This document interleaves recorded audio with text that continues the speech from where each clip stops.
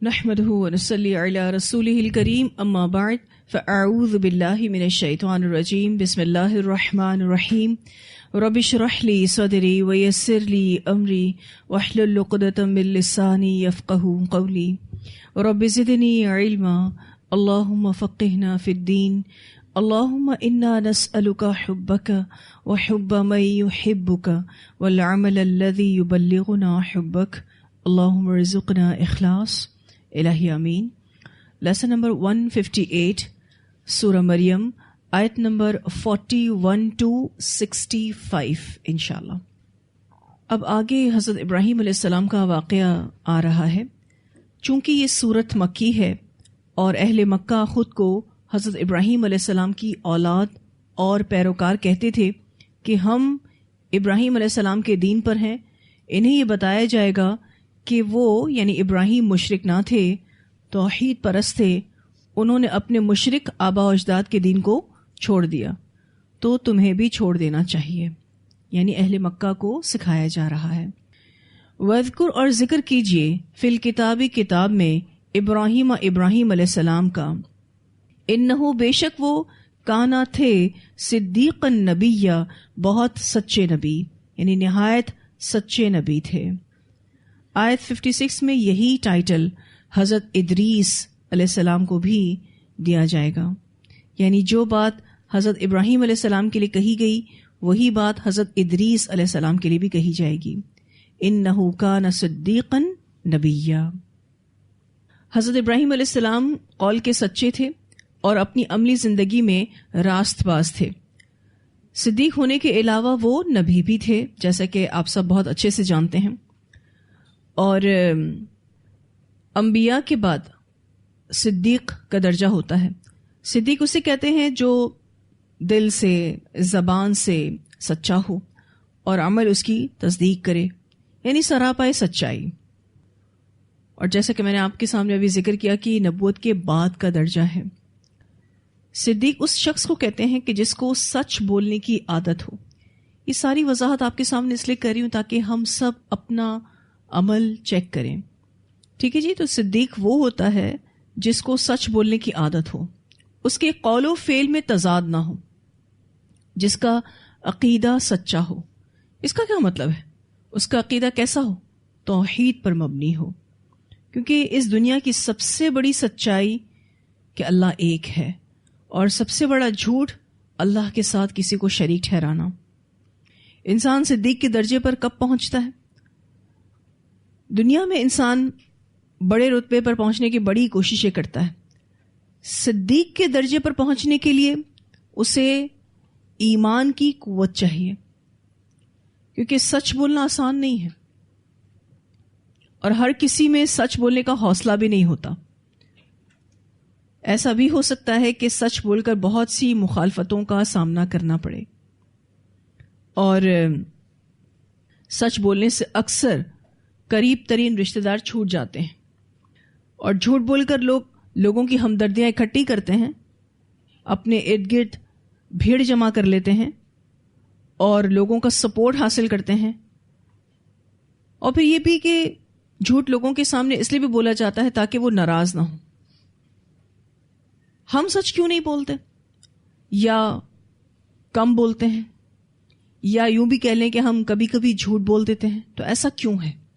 اس کا ریزن لوگوں کا ڈر ہے، اس کا ریزن رسوائی بھی ہے۔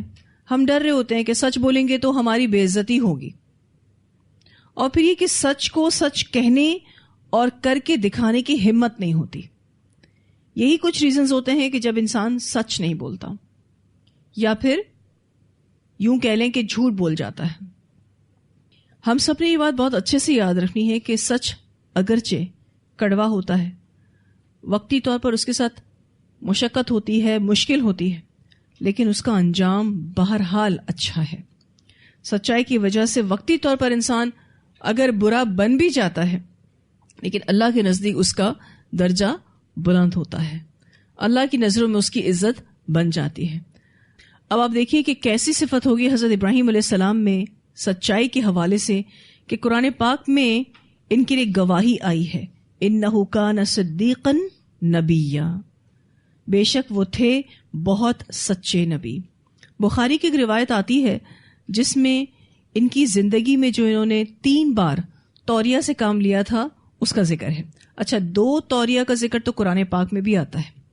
ایک اور توریہ کا ذکر جس میں وہ ایک ظالم بادشاہ کے پاس سے گزرے تھے اور اپنی بیوی کو انہوں نے بہن کہا تھا، تو اس کا ذکر اس حدیث میں ہے. تو بہت سارے لوگ کہتے ہیں کہ اگر کسی نے 3 بار توریہ سے بھی کام لیا ہے تو اس کو کیسے صدیقن کہا جا سکتا ہے، یا پھر یہ بھی کہتے ہیں کہ بخاری کی روایت جو ہے وہ جھوٹی ہے. تو دیکھیں، حضرت ابراہیم علیہ السلام کی عمر 175 سال تھی.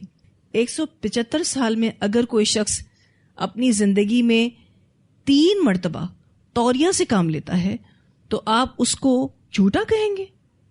اور توریہ جھوٹ ہے بھی نہیں. توریہ میں حقیقت کو بدلا نہیں جاتا، کیونکہ جھوٹ میں تو حقیقت کو بدلا جاتا ہے نا. توریہ میں بات کو صرف گھمایا جاتا ہے. تو بخاری کی روایت بھی ٹھیک ہے. اور اگر کوئی یہ کہتا ہے کہ حضرت ابراہیم علیہ السلام کو کیسے صدیقن کہا گیا، تو آپ خود سوچیں کہ اتنی طویل عمر میں اگر 3 بار، اور وہ بھی سچویشن بیسڈ، توریہ کسی نے کہا ہے تو اس میں کچھ بھی غلط نہیں. ان کی پرسنالٹی صدیقن تھی. اسی لیے اللہ تعالیٰ نے قرآن پاک میں فرمایا کہ بے شک وہ تھے بہت سچے نبی. اذ قال، جب اس نے کہا، یعنی ابراہیم علیہ السلام نے کہا، لی ابی، اپنے باپ سے، یا ابتی، اے میرے ابا جان. اور اگر آپ اس کا ترجمہ یوں کریں، اے میرے پیارے ابا جان، تو کچھ غلط نہیں ہوگا. اب آپ دیکھیے کہ حضرت ابراہیم علیہ السلام اپنے والد کو کتنے احترام کے ساتھ، کتنی محبت کے ساتھ پکار رہے ہیں. ایک طرف تو باپ کا احترام ہے اور دوسری طرف اب وہ دلائل بھی دیں گے. وہ اس لیے کہ بڑوں کو عزت کے ساتھ مخاطب کر کے دین کی تبلیغ کرنی چاہیے. یعنی ان کے اس پکارنے سے آپ کو کیا سیکھنے کے لیے ملا؟ کہ دعوت و تبلیغ کے کام میں بڑوں کو کیسے مخاطب کرنا چاہیے. انہوں نے کہا یا ابتی، اے میرے ابا جان، اے میرے پیارے ابا جان، لم تعبدو، کیوں آپ عبادت کرتے ہیں، مالا، جو نہیں، یسمع، سنتے، ولا یبصر، اور نہ دیکھتے ہیں، ولا یغنی، اور نہ کام آتے ہیں، عنک شیئا، آپ کو کچھ بھی. یعنی یہ چیزیں نہ تو آپ کو کوئی نفع پہنچا سکتی ہیں اور نہ کسی نقصان سے دور کر سکتی ہیں، پھر آپ ان کی عبادت کیوں کرتے ہیں؟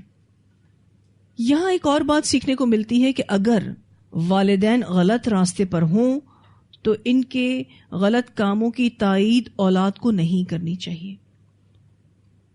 لیکن یہ بات بھی طے شدہ ہے کہ ہم ان کے ساتھ بدتمیزی نہیں کر سکتے. اب آپ دیکھیے تو حضرت ابراہیم علیہ السلام کے والد شرک میں مبتلا تھے، لیکن حضرت ابراہیم علیہ السلام نے ان کے احترام میں کوئی کمی نہیں کی. ان کو حق بات بتائی لیکن پورے احترام کے ساتھ. تو اولاد کو اگر اللہ تعالیٰ نے ہدایت دی ہے تو وہ اپنے والدین کو بتائیں، ان کو محبت کے ساتھ سکھائیں. بعض دفعہ اولاد یہ سوچتی ہے کہ اب ہم نہ ہی بتائیں تو بہتر ہے، تو ایسا کرنا غلط ہوگا، یعنی نہ بتانا غلط ہوگا.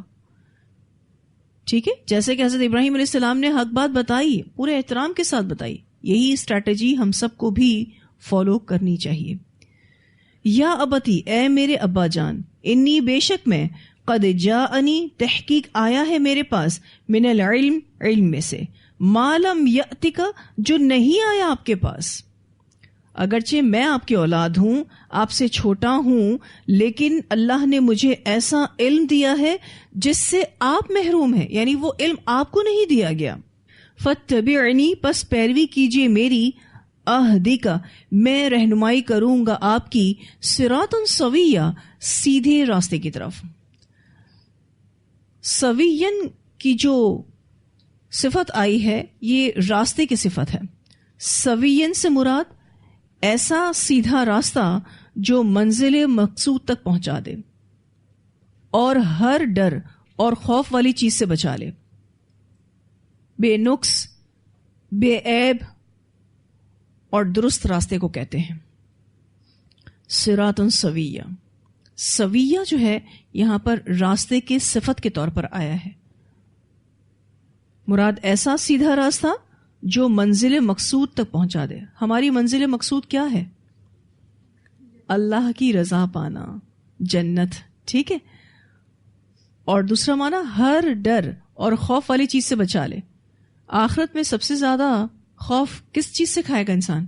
جہنم سے، عذاب سے، اللہ کی ناراضگی سے. آپ دیکھ رہے ہیں کہ اس آیت کے شروع میں بھی انہوں نے یا ابتی ہی کہا ہے، یعنی محبت کے ساتھ، احترام کے ساتھ ہی پکار رہے ہیں. اگلی آیت میں بھی یا ابتی، اے میرے پیارے ابا جان. لا تعبد الشیطان، نہ آپ عبادت کیجئے شیطان کی.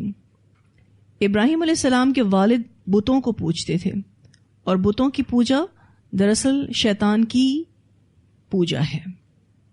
تو انہوں نے کیا کہا؟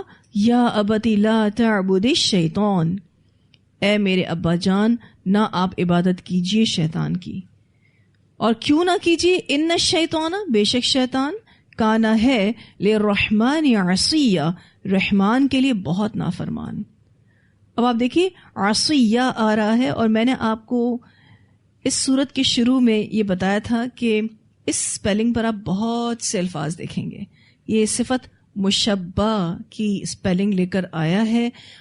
ایکچولی یہ اسم فاعل ہے. ٹھیک ہے. کیوں اس طرح کی سپیلنگ اختیار کی گئی ہے؟ تاکہ اس میں مبالغہ پیدا ہو جائے. اب عصیہ کا مطلب کیا ہوگا؟ بہت زیادہ نافرمان. اب آپ دیکھیں تو خوبصورت انداز میں اپنے والد کو دلیل دے رہے ہیں کہ میں آپ کو روک رہا ہوں تو کیوں روک رہا ہوں؟ وجہ یہ ہے ان الشیطان کان للرحمن عصیہ. یا ابتی، اے میرے ابا جان، یا آپ یوں کہہ لیجئے اے میرے پیارے ابا جان. پیار بھرا انداز ہے. اچھا یہ انداز اس سے پہلے کس نے اختیار کیا تھا؟ یوسف علیہ السلام نے. اچھا ان سے پہلے اختیار نہیں کیا تھا، آپ نے ان سے پہلے پڑھا ہے. ٹھیک ہے، کیونکہ سورہ یوسف پہلے آئی تھی اور اب سورہ مریم میں حضرت ابراہیم علیہ السلام کا عمل بتایا جا رہا ہے.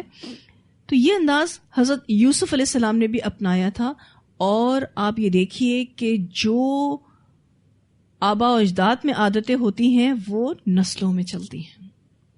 چونکہ ابراہیم علیہ السلام اپنے والد کو بہت پیار اور محبت اور احترام سے پکار رہے ہیں، تو حضرت یوسف علیہ السلام جو انہی کی ہی نسل سے تھے وہ بھی اتنے ہی پیار سے پکارا کرتے تھے.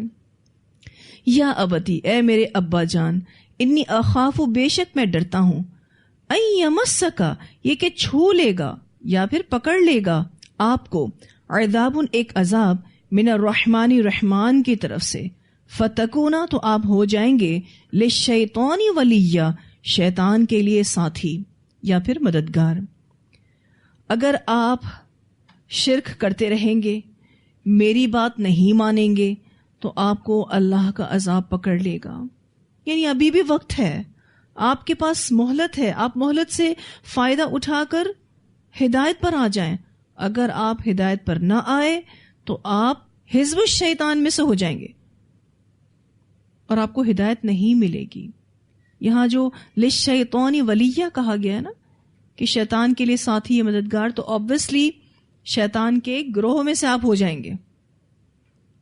اور ایک معنی یہ بھی کیا گیا ہے کہ اس صورت میں ابلیس کے سوا آپ کا کوئی دوست اور مددگار نہ ہوگا، لیکن ابلیس کے پاس مدد کرنے کا کوئی اختیار نہیں ہوگا. یعنی پھر آپ کے ساتھ ابلیس ہی کھڑا ہوگا، لیکن وہ بھی کچھ نہیں کر سکے گا آپ کے لیے. قال، کہا.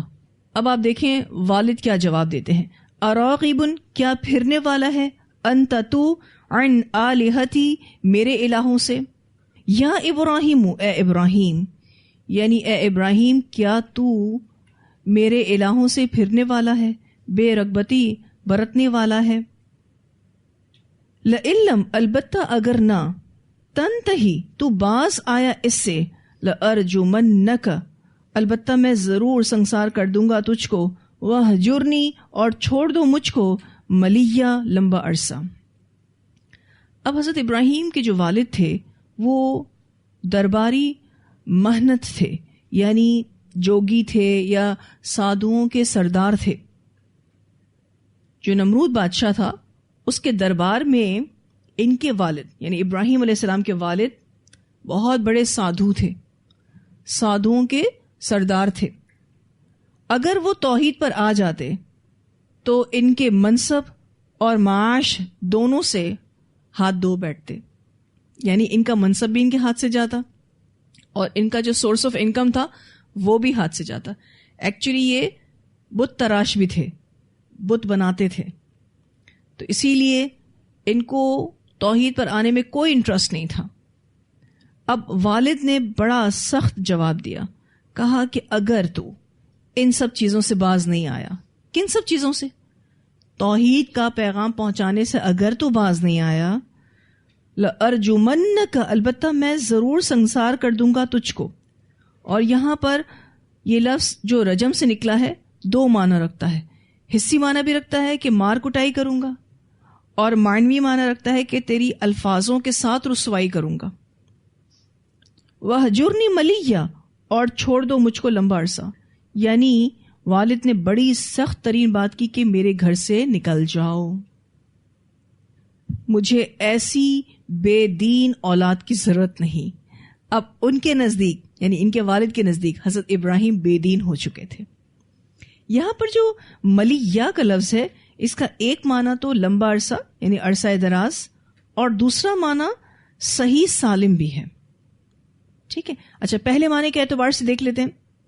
والد کیا کہہ رہے ہیں؟ وَهْجُرْنِي مَلِيًّا، اور تو مجھے عرصہ دراز تک کے لیے چھوڑ دے، تو چلا جا ہمیشہ کے لیے یہاں سے. یعنی اس بات کو آپ یوں بھی سمجھ سکتے ہیں. اور جو دوسرا معنی ہے صحیح سالم، یہ معنی ابن عباس رضی اللہ تعالی عنہما نے بتایا ہے. وہ کہتے ہیں کہ اس کا معنی یہ ہے کہ تو مجھے صحیح و سالم حالت میں چھوڑ کر چلا جا، اس سے پہلے کہ میں تجھے سزا دوں. تو مجھے چھوڑ کر چلا جا اس سے پہلے کہ میں تیرے ہاتھ پیر توڑ دوں، کیونکہ مجھ سے تیری باتیں برداشت نہیں ہو رہی. وَهْجُرْنِي مَلِيًّا. اب آپ دیکھیں بہت ہی اسٹرکٹ وے میں والد نے بات کی ہے، جس میں پہلے تو یہ کہا قَالَ أَرَاغِبٌ أَنْتَ عَنْ آلِهَتِي يَا إِبْرَاهِيمُ، تو میرے الہوں کو چھوڑ رہا ہے، تو بے دین ہو گیا ہے. لَإِن لَّمْ تَنْتَهِ لَأَرْجُمَنَّكَ، نہیں باز آئے گا، نہیں چھوڑے گا ان باتوں کو تو مار کھائے گا، تیری ہم رسوائی کریں گے.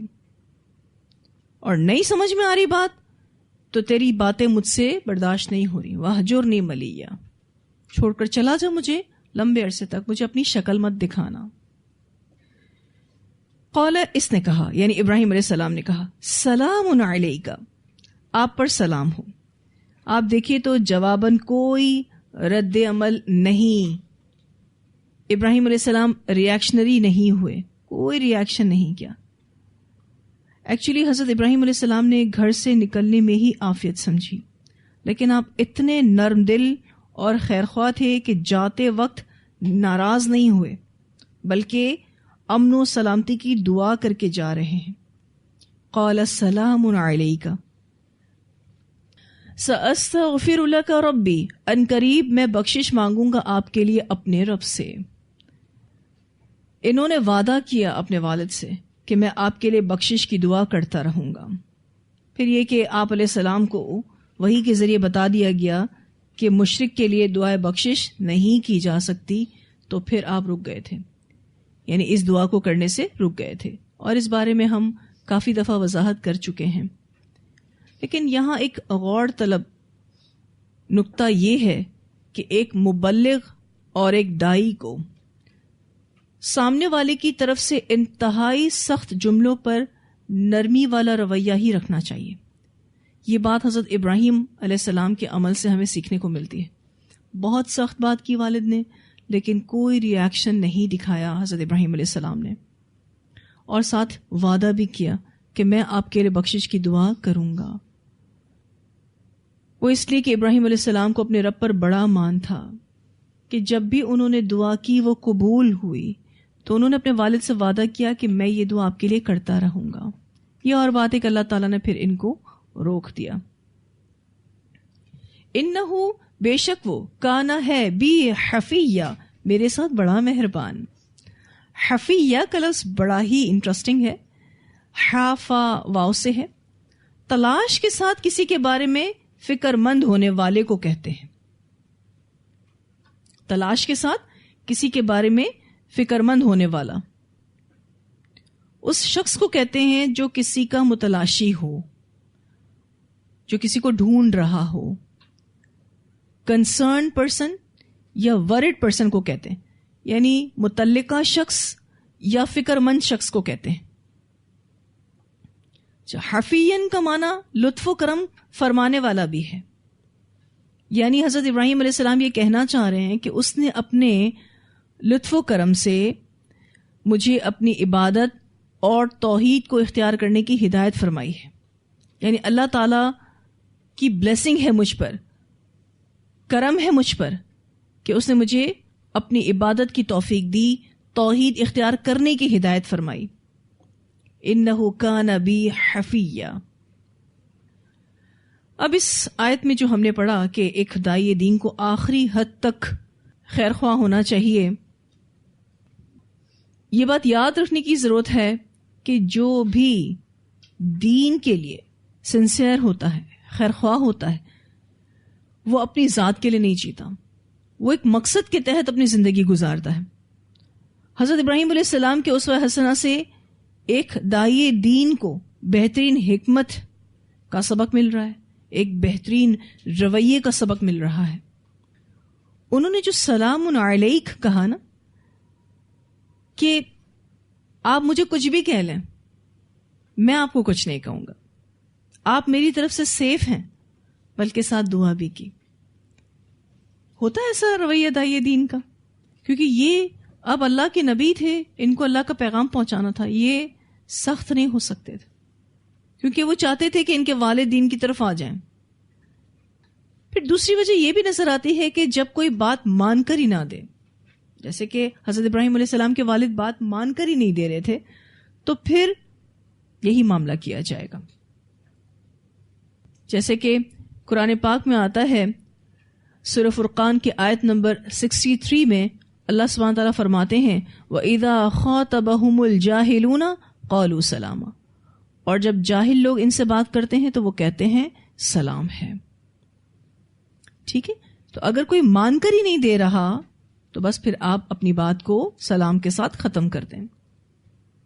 تبلیغ کی حکمت یہ ہے کہ خود کو لوگوں کے رویے کے تابع نہ کیا جائے اور ان کے سامنے رد عمل کی نفسیات سے بچا جائے. یعنی آپ ریئیکشنری ہو گئے تو آپ کا دین کا کام رک جائے گا. اب یہاں ٹھہر کر ہم سب نے اپنا جائزہ لینا ہے, ہمارا رویہ کیا ہے, کیونکہ ہم سب اپنی اپنی جگہ داعی دین ہیں. اور اسپیشلی جب لوگ ہمیں اس اعتبار سے جانتے ہیں کہ ہم قرآن پڑھتے ہیں, تو لوگ ہمارے عمل کو ضرور بضرور چیک کریں گے, ہمارے عمل کو دیکھیں گے, ہمارے عمل پر کامنٹس بھی دیں گے. تو ہمارا رویہ لوگوں کے ساتھ کیا ہے؟ ہو سکتا ہے کہ آپ نے تنقید سنی ہو اور آپ جذباتی ہو جائیں, غصے میں آ جائیں, تو ایسا نہیں کرنا ہے, کیونکہ آپ کا یہ ریئیکشنری ہونا کسی صورت فائدہ نہیں دے گا. اب یہ جو ابراہیم علیہ السلام نے اپنے والد کے لیے دعا کا وعدہ کیا اور وہ کرتے بھی رہے, اور یہ بات آپ سورہ ابراہیم کی آیت نمبر 41 میں پڑھ بھی چکے ہیں کہ انہوں نے اپنے والد کے لیے دعا کی تھی, لیکن آبویسلی وہ دعا ان کے والد کے حق میں قبول نہیں ہوئی. ٹھیک ہے, یہ بات یاد رکھنے کی ضرورت ہے کہ مشرکین کے مرنے کے بعد ان کے حق میں دعائے مغفرت نہیں کی جا سکتی, یعنی مرنے کے بعد منع ہے. ٹھیک ہے, لیکن اگر وہ زندہ ہوں تو خواہ وہ مشرک ہوں, کافر ہوں, ان کے لیے دعا کی جا سکتی ہے. جیسے کہ اہل طائف کے لیے نبی اکرم صلی اللہ علیہ وسلم نے دعا کی, سارے کے سارے مشرک تھے, ان کی ہدایت کے لیے دعا کی.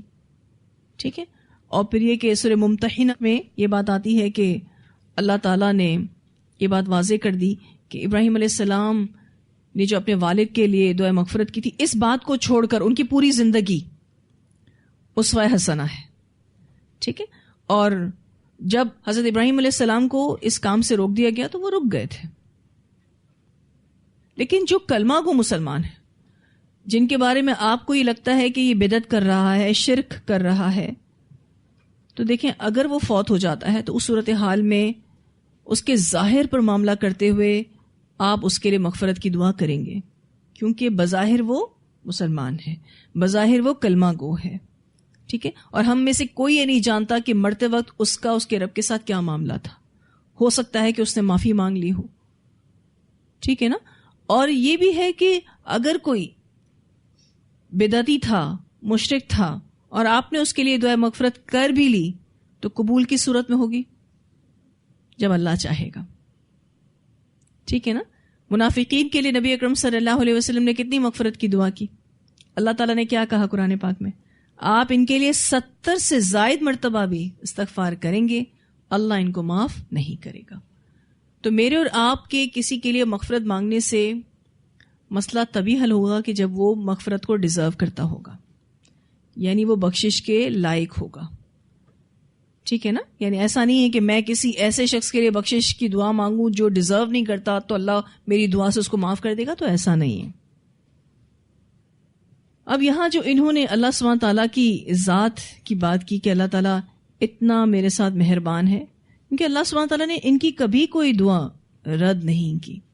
انہ کان بی حفیہ واعتزلکم، اور میں چھوڑتا ہوں آپ کو، وما تدعون من دون اللہ، اور جن کو آپ پکارتے ہیں سوائے اللہ کے، وادعو ربی، اور میں پکارتا ہوں اپنے رب کو.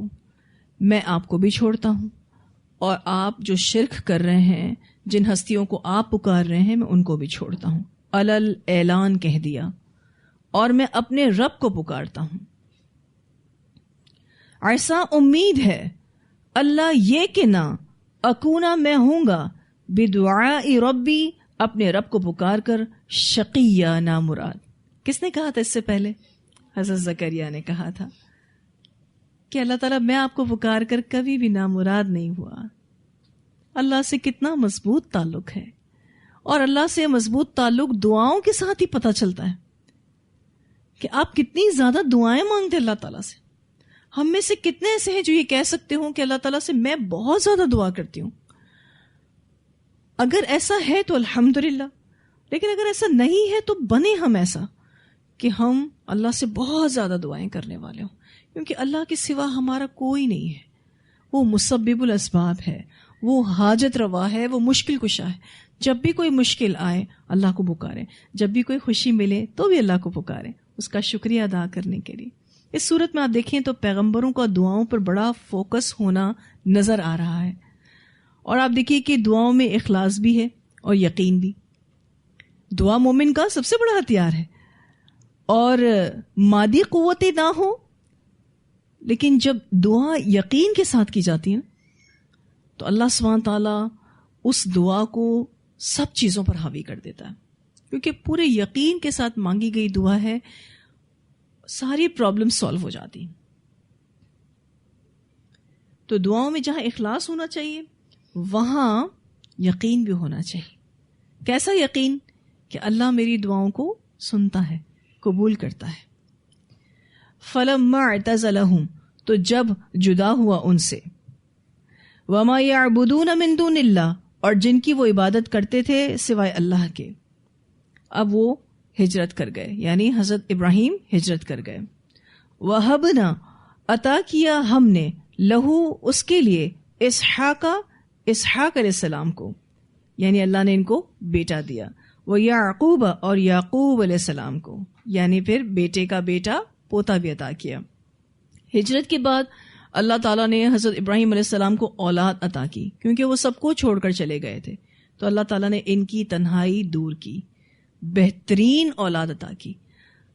اب آپ دیکھیے تو حضرت مریم کے قصے میں ہم نے پڑھا تھا کہ وہ بھی تنہا تھیں، لیکن جیسے ہی حضرت عیسیٰ پیدا ہوئے تو اللہ تعالیٰ نے ان کی تنہائی دور کر دی. اور ویسے جبرائیل امین کے آنے سے بھی تنہائی دور ہو گئی تھی. تو اللہ سبحانہ تعالیٰ کے لیے اگر آپ کچھ بھی چھوڑتے ہیں اور آپ اکیلے پڑ جاتے ہیں، اللہ آپ کو اکیلا نہیں چھوڑے گا. اللہ آپ کو ایسے بہترین ساتھی عطا کرے گا جو آپ سے محبت کریں گے، جو آپ کا ساتھ دیں گے، جو آپ کو سپورٹ کریں گے. اور پھر اولاد بھی کیسی دی؟ سب کے سبھی نبی تھے. وَكُلًّا اور ہر ایک کو جعلنا بنایا ہم نے نبی یا نبی. اللہ تعالیٰ نے ان کی جنریشن میں نبوت کو رکھ دیا. سبحان اللہ. حضرت ابراہیم علیہ السلام نے جو سیکریفائس دی اس کا بہترین رزلٹ ان کو دنیا میں بھی دیا گیا. ایک روایت آتی ہے، سیدنا ابو ہریرہ رضی اللہ تعالیٰ عنہ بیان کرتے ہیں کہ نبی اکرم صلی اللہ علیہ وسلم سے پوچھا گیا کہ لوگوں میں سب سے بہتر کون ہے؟ تو آپ صلی اللہ علیہ وسلم نے فرمایا سب سے بہتر اللہ کے نبی یوسف علیہ السلام ہیں، جو اللہ کے نبی یعقوب علیہ السلام کے بیٹے ہیں، اور وہ یعنی یعقوب اللہ کے نبی اسحاق علیہ السلام کے بیٹے ہیں، اور وہ یعنی اسحاق اللہ کے خلیل ابراہیم علیہ السلام کے بیٹے ہیں. اسے بخاری نے روایت کیا. اب آپ دیکھیے جنریشن میں نبوت رکھتی اللہ تعالیٰ نے. اور بخاری کی دوسری روایت آتی ہے، نبی اکرم صلی اللہ علیہ وسلم نے فرمایا کریم ابن کریم ابن کریم ابن کریم یوسف بن یعقوب بن اسحاق بن ابراہیم علیہم السلام تھے. کیا بہترین نسب، الحمدللہ. یعنی اللہ سبحانہ تعالیٰ نے کتنا زیادہ نوازا. یہ جو اللہ تعالیٰ کہہ رہے ہیں نا وَكُلًّا جَعَلْنَا نَبِيًّا، یہ بہت بڑی بلیسنگ، بہت بڑی بلیسنگ. میں اور آپ تو چھوٹی چھوٹی چیزوں کو چھوڑتے ہیں تو رونے بیٹھ جاتے ہیں کہ اب ہمیں دوبارہ کیا ملے گا. آپ دیکھیے اللہ تعالیٰ کیسے نوازتا ہے. اللہ کے لیے آپ نے کسی بھی چیز کو چھوڑا ہے، اللہ آپ کو بہترین نعم و بدل عطا کرے گا. وہ کسی بھی شکل میں ہو سکتا ہے. الحمدللہ. تو کبھی بھی اس بات سے ڈرنا نہیں چاہیے کہ ہم اللہ کے لیے کوئی چیز چھوڑ رہے ہیں تو پتہ نہیں وہ ہمیں دوبارہ ملے گی یا نہیں ملے گی، یا ہمیں اس کا بہترین نعم و بدل ملے گا یا نہیں ملے گا. ڈیفینیٹلی ملے گا، 100% ملے گا. وَوَهَبْنَا اور عطا کیا ہم نے لہم ان کو من رحمتنا اپنی رحمت میں سے، وجعلنا لہم اور کر دیا ہم نے ان کے لیے لسان زبان صدق سچی علیہ بلند مرتبہ. اللہ تعالیٰ نے ان سب کو اپنی رحمت سے نوازا. وَوَهَبْنَا لَهُم مِّن رَحْمَتِنَا اور وَجَعَلْنَا لَهُم اور کر دیا ہم نے ان کے لیے لسان صدق علیہ زبان سچی بلند مرتبہ، یعنی ان کے ذکر خیر کو اللہ تعالیٰ نے بلند کیا. یہاں پر لسان کا لفظ اعضاء کے طور پر نہیں آیا، ٹھیک ہے. یہاں لسان سے مراد زبان نہیں ہے، یعنی جو عضو ہے وہ نہیں ہے. اعضاء کا نام لے کر اعضاء سے ہونے والے عمل مراد ہے، ٹھیک ہے. اعضاء کا نام لے کر اعضاء سے ہونے والے عمل مراد ہے. مثلا آپ دیکھیں تو ید کہہ کر سخاوت مراد ہوتی ہے. کہا جاتا ہے نا اس کے ہاتھ بہت لمبے ہیں، تو کہنے کا مطلب یہ ہوتا ہے کہ وہ بڑا سخی ہے. ویسے لسان کا لفظ لینگویج کے لیے، ورڈز کے لیے بھی استعمال ہوتا ہے، ٹھیک ہے. لیکن یہاں سے مراد اچھا ذکر، نیک نامی، چرچا، شہرت اور تعریف ہے. اور آپ دیکھیں تو تمام ملتوں اور دینوں کے لوگ حضرت ابراہیم علیہ السلام کی تعریف کرتے ہیں. سب کے ہاں آپ علیہ السلام بلند مرتبہ ہیں. امت محمدیہ صلی اللہ علیہ وسلم بھی ہمیشہ اپنی نمازوں میں رسول اللہ صلی اللہ علیہ وسلم اور آپ صلی اللہ علیہ وسلم کی آل پر درود پڑھتے ہیں. تو ساتھ ہی حضرت ابراہیم علیہ السلام اور ان کی آل پر درود پڑھتے ہیں. نماز میں جب آپ تشہد میں بیٹھتے ہیں تو درود ابراہیمی پڑھتے ہیں. تو یہ ان کے درجے کو بلند کیا گیا، ان کا ذکر خیر ان کے بعد والوں میں رکھا گیا. اچھا، انہوں نے دعا بھی مانگی تھی جس کی قبولیت یہاں نظر آ رہی ہے. حضرت ابراہیم علیہ السلام نے دعا مانگی تھی، ربی حب لی حکما والحقنی بالصالحین واجعل لی لسان صدق فی الآخرین واجعلنی من ورثۃ جنت النعیم. تو اللہ تعالیٰ نے ان کو بہترین ناموری دی، سچی ناموری دی. اور اسی بات کا ذکر یہاں ہو رہا ہے وَجَعَلْنَا لَهُمْ لِسَانَ صِدْقٍ عَلِيًّا. صدق انسان کے درجوں کو بلند کرتا ہے، گو کہ انسان عام عمل کرتا ہو. سچائی بہت ہی بہترین عمل ہے. انسان اللہ کی مجلس میں سچا قرار پا جاتا ہے. جب آپ سچ بولتے رہتے ہیں تو آپ کو ہوتا ہے اللہ تعالیٰ اپنی مجلس میں آپ کو سچا کہہ کر پکارتے ہیں. تو یہاں حضرت ابراہیم علیہ السلام کا ذکر تمام ہوا.